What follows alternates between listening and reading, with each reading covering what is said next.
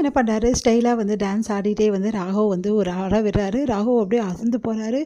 என்ன இந்த அறை எதுக்குன்னு வந்து பார்க்குறியா? எல்லாம் உன்னோட திருவிளையாடல் எல்லாத்தையும் கேள்விப்பட்டேன். உன்னோடது ரொம்ப மோசமாக இருக்கே. ஒரு பொண்ணை பலவந்தமாக தூக்கிட்டு போய் இந்த மாதிரி வேலையெல்லாம் பண்ணியிருக்க.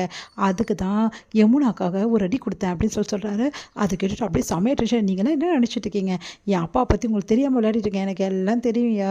என்னை பற்றி தான் உனக்கு தெரியாதுன்னு நினைக்கிறேன் அப்படின்னு சொல்லிட்டு விஜய் வந்து சொல்கிறாரு. அப்படியே பார்த்து முறைக்கிறாரு ராகவ்.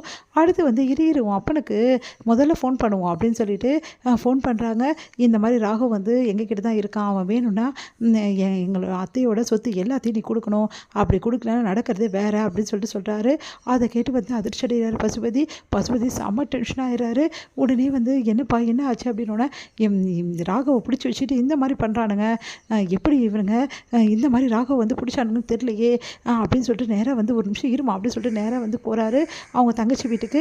அங்கே பார்த்துட்டு வந்து அதிர்ச்சி அடைகிறாங்க. என்ன சொல்கிறீங்க? உன்னை நம்பி தினமா என் ராகவ் அமிச்சேன். இப்போ என்னென்னா இப்படி நடந்துக்கிறானே உன் பையன் பண்ணுறது கொஞ்சமாக நல்லா இருக்கா அப்படின்னு. இதெல்லாம் நடக்கும் நான் எதிர்பார்க்கலன்னு அப்படின்னு இந்த மாதிரி நடந்துருச்சு அப்படின்னு சொல்லிட்டு செமையாக டென்ஷன் ஆகிறாரு. பின்ன நடக்காமல் என்ன ஆகும்?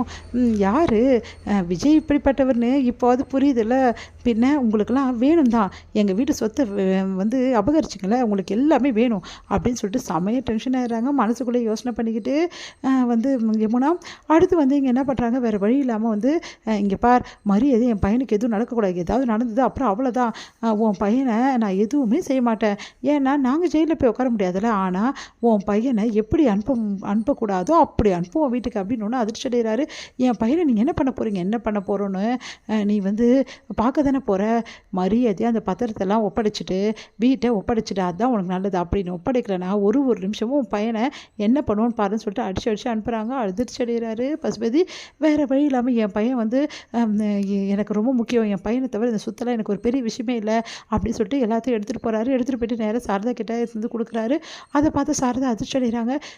இங்கே பாரு தங்கச்சிமா, உங்ககிட்ட வாங்கின சொத்து உங்ககிட்ட ஒப்படைச்சிட்டேன். உன் வீடு எனக்கு ஒன்றும் தேவை கிடையாது. சும்மா உங்களெல்லாம் பயமுறுத்து தான் வீட்டை இவ்வளோ நாள் வச்சுருந்தேன். இந்தாங்க அப்படி சொல்லிட்டு கொடுக்குறாங்க. என்னடி இது இவனா இது எப்படி இப்போல்லாம் வந்து மாறினா மனசு அப்படின்னு சொல்லிட்டு ஒன்றும் புரியாமல் எல்லாரும் யோசிக்கிறாங்க. உடனே வந்து விஜய் வந்து ஃபோன் பண்ணுறாரு. இங்கே பாரு காவேரி, அந்த சொத்து டாக்குமெண்ட்ஸ் எல்லாம் உண்மையானதா கரெக்டாக இருக்கான்னு சொல்லிட்டு செக் பண்ணிக்கோ அப்படின்னு. சரிங்க அப்படின்னு சொல்லிட்டு செக் பண்ணுறாங்க. தம்பியா அப்படின்னு. ஆமாம்மா விஜய் தான் அப்படின்னு. உடனே வந்து சரி நீங்கள் நான் எல்லாத்தையும் கொடுத்துட்டேன்னு சொல்லிட்டு விஜய் கிட்ட சொல்லிவிடுங்க அப்படின்னு சொல்லிட்டு சொல்கிறாரு. உடனே வந்து என்ன நடக்குது இங்கே ஒன்றும் புரியலையே அப்படின்னு சொல்லிட்டு குடும்பமே யோசிக்கிறாங்க. அடுத்து வந்து இங்கே விஜய் வந்து ஃபோன் பண்ணுறாரு. என்ன சொன்னபடி கொடுத்துட்டு போட்டிருக்கேன், உன்னை விட மாட்டேடா. என் பையனை வச்சு இந்த மாதிரி பண்ணுறல உனக்கு இருக்குடா என்கிட்ட. அதெல்லாம் அப்புறம் பார்த்துக்கலாம் பசு. உன் பையன் ஒழுங்காக வீட்டுக்கு வரானான்னு செக் பண்ணிக்கோ அப்படின்னு சொல்லிட்டு ஃபோனை வச்சிடறாரு. இங்கே வந்து பசுபதி செம்ம டென்ஷன் ஆகிறாரு. காவேரிக்கும் வந்து எல்லாருக்குமே ஒன்றுமே புரியல என்ன தான் நடந்தது அப்படின்னு சொல்லிட்டு எல்லாருக்கிட்டே கேட்குறாங்க. எல்லாருமே வீட்டுக்கு வந்துட்டு நடந்த விஷயத்தை எல்லாம் சொல்கிறாங்க. இதை கேட்டுட்டு எல்லாம் அதிர்ச்சி அடைகிறாங்க. என்ன இப்படி பண்ணி வச்சுருக்கீங்க? அவன் பெரிய பிரச்சனை பண்ணால் என்ன பண்ணுறது அப்படின்னா அவன் வழிக்கு அவனுக்கு நாங்கள் கொடுத்துருக்கோம். அவன் பண்ண வேலைக்கு இது தேவைதான்.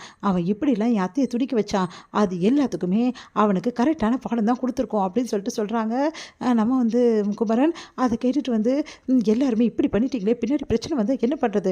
நான் அப்போவே நினச்சேன் விஜய் கூட நீங்கள் போகும்போது எனக்கு மனசில் பட்டுச்சு. என்கிட்ட சொல்லாமல் கொள்ளாமல் போய் இவ்வளோ பெரிய விஷயத்தை பண்ணி வச்சுருக்கீங்க.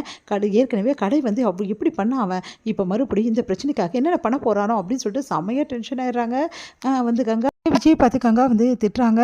உங்களால் தான் எல்லாமே வந்தது.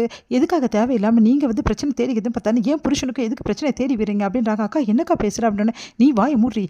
இவர் வந்ததுலேருந்தே என்ன தான் நினச்சிட்டு இருக்காரு. இதுக்கப்புறம் என் புருஷனை எதுக்கு இழுக்காதீங்க அப்படின்றாங்க. விஜய் வந்து என்ன பண்ண திரும்ப தவிக்கிறாரு. நிறுத்திடி அப்படின்றாங்க. சாரதா வந்து அதை பார்த்து எல்லாம் அதிர்ச்சி அடைகிறாங்க. என்ன பேசிகிட்டு இருக்க நீ? தெரிஞ்சுதான் எல்லாத்தையும் பேசுறியா? அவர் எவ்வளோ பெரிய விஷயம் செஞ்சுருக்காரு.